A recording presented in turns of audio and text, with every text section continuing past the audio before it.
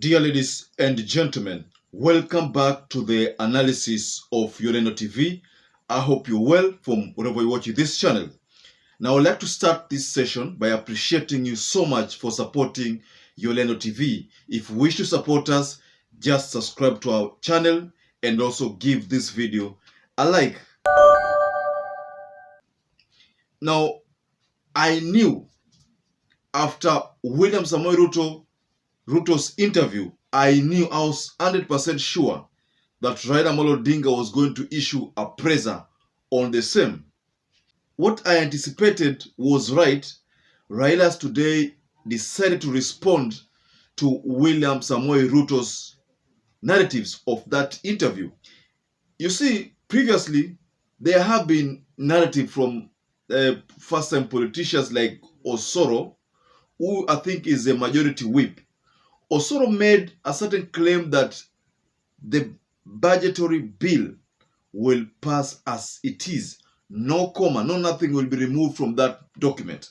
So during that interview by the joint media team on William Ruto's comments bordered around the fact that there will be no change on that document.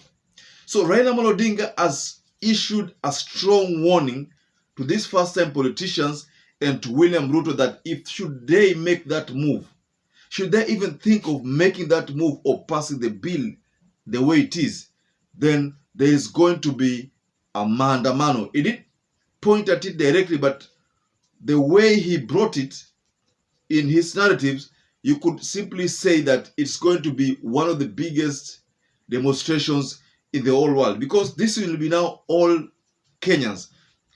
Are you a Kenya, be it a Kenya Kwanza or Azimio, all, because this bill seeks to punish literally everybody.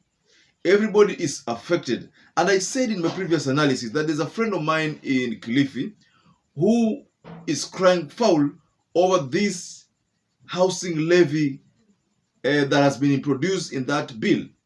You see, William Ruto's budget is affecting all people, because it is not the common man only, not the employers only, but literally everybody. I do not talk about the contents. The issue of content creation has been subjected to US tax. Content creators are taxed almost 30%. So the government wants to tax content creators again 15%.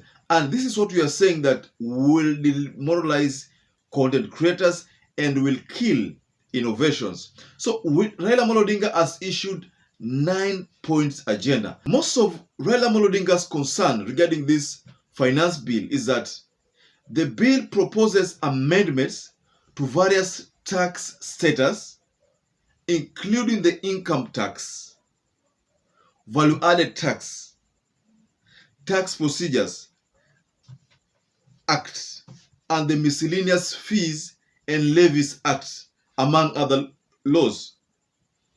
Raila says that we raise concerns that a number of proposed tax measures will have significant negative impact on taxpayers, but William Ruto did not adhere to that.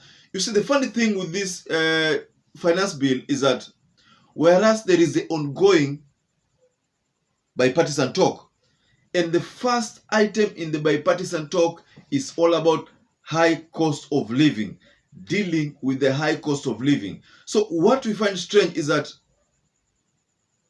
the Kenya Kwanza people are bringing a finance bill that is going contrary to that item in the bipartisan talk. So if this bill sails through, like Osoro said and William Ruto, if, for example, it is voted in, because I don't see a scenario whereby now this bill haitapita. That is not something I foresee, because if the Kenya Kwanza have bought employees, have bought member of parliaments from the Azimio faction, the speaker is one who does not consider the common mwananchi, then definitely this bill is going to pass. If it was someone like Marende, we would have been very sure that this bill was not going to pass. But because it's rectangular, this bill will just be imposed on Kenyans. The contents in that bill will just be imposed on Kenyans, and that will be it. Because rectangular cannot do anything. Of course, he can do anything as a speaker, but he will not do anything because that position was given to him.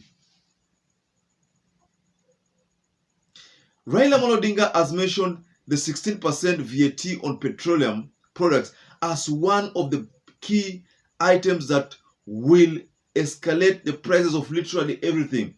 Okay, the most important thing that Raila Odinga touched on is on why Kenyans are being forced on a 3% housing levy. Why is it that Kenyans are being treated as investors, whereas they are told that you don't have a right to think about what you want to decide on? You cannot even make a decision on that, because we, the government, have already decided that you will be deducted 3% of your salary, and your employer will also pay an equivalent fee on the same. So this is one thing that nobody has agreed to. I saw the Federation of Kenyan Employers weigh in on this issue and say that let it not be compulsory, because if it's compulsory, then you will be paying that amount whether you like it or not, whether you have a mortgage loan or not. The funny thing with this housing levy is that the way William Ruto said it, I mean, it's the way William Ruto crafted it during that interview does not give anybody, that morale to invest or morale to have his money deducted on that scheme. Because look here, if 3% is deducted from you to that kitty of housing levy, and then you don't get that house, I mean that house is allocated to someone else, what does that mean? You will lose. Because what William Ruto said is that sio lazima uishi kwa nyumba if you don't want to, or maybe someone else will use it. So hii itakuwa ile case ya kuwa your money was deducted but someone else benefited.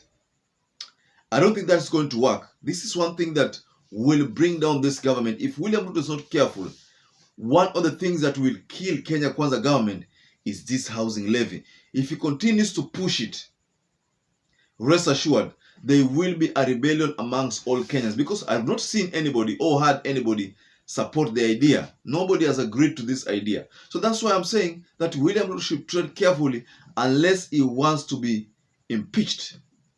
I mean, this is one of the things that will force the whole country, people of the whole country, to rebel. I don't think police like this policy that much, because they are also going to be affected.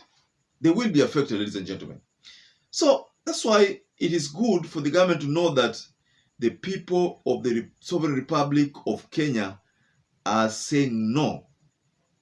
So because they are saying no, it is up to the government to look at this issue and remove it completely from that finance bill. Otherwise, there will be a rebellion that he has never seen here in Kenya.